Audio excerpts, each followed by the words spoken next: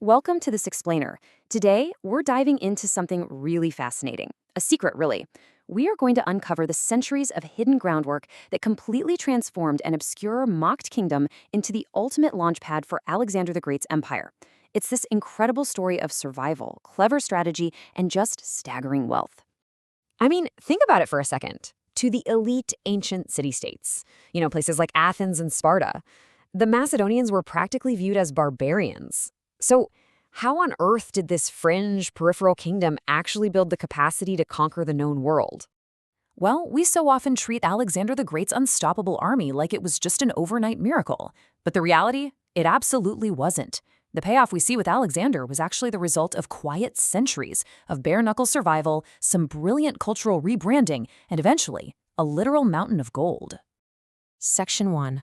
Origins of a Quiet Power. So, to get started, the early Macedonian kings did something incredibly clever.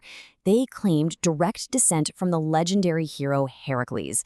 Now, this was pure, brilliant PR designed to legitimize themselves to those highly skeptical southern Greeks. But the actual historical reality was much more humble. It was deeply rooted in pastoral nomadism, basically herding, and just surviving the harsh, isolated geography up by Mount Olympus. Section 2. The diplomatic mastermind. Enter Alexander I, who earned himself a pretty amazing title, the Philhellene, or the Friend of Greeks. And he earned this by walking an absolute diplomatic tightrope. See, during the massive Persian Wars, he officially bowed as a Persian vassal because he really had no choice. But behind the scenes, he was secretly cultivating ties and warning the Greek forces about Persian movements. It was a total masterclass in geopolitical agility. And all this agility led to his ultimate PR victory. Alexander desperately wanted to compete in the Olympic Games, which were strictly for Greeks only. When the strict Olympic judges inevitably questioned him, he slapped down evidence of his mythological heritage. And amazingly, it worked. He gained formal recognition, permanently validating the Macedonian identity right inside the exclusive Hellenic world. Following him, a quick succession of kings laid some absolutely critical groundwork just to keep the kingdom alive.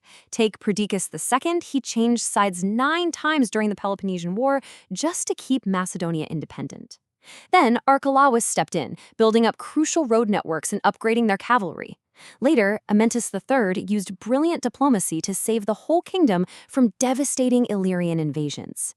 Brick by brick, they were quietly building a centralized state. Section 3. The Mountain of Gold. Okay, let's dive into Skopje Heil. This was the name the ancient historian Herodotus used for the Mount Pangaeon Massif. It translates to excavated forest, and it was this wild, sacred territory in northern Greece whose subsoil held a secret so incredibly valuable that Thracian tribes, colonists from the island of Thasos, and even the mighty city of Athens literally shed blood to control it. It was, quite literally, a mountain of gold and silver.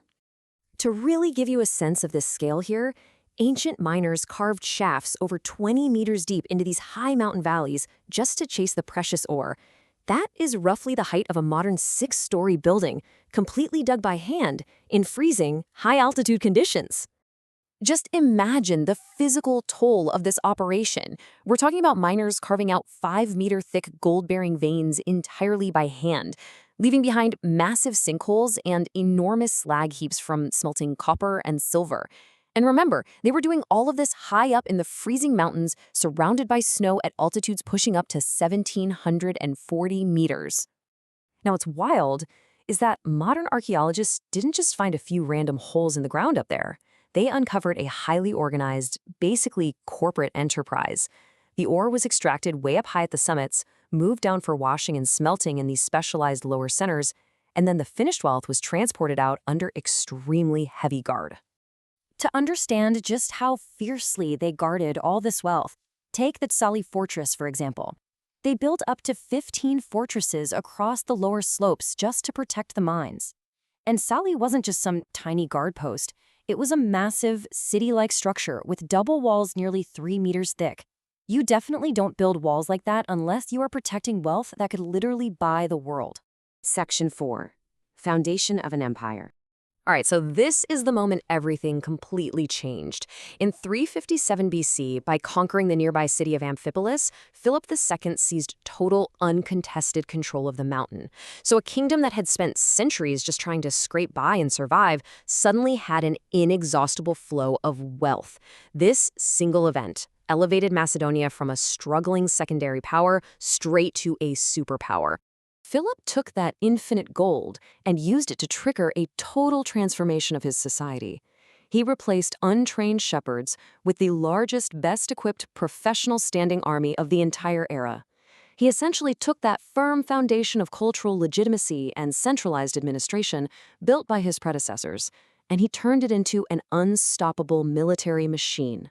It's crazy to think that without these specific stepping stones, the early myth building, the desperate survival tactics, and that staggering mountain of gold, Alexander the Great would have just been lost to history as a minor king in a northern backwater. It really shows that ultimate power requires centuries of patience. Which leaves us with one massive question. Armed with infinite gold, an unstoppable military, and a fiercely unified identity, what could they possibly do next? Well, the answer to that reshaped the globe forever. Thanks so much for joining me on this explainer.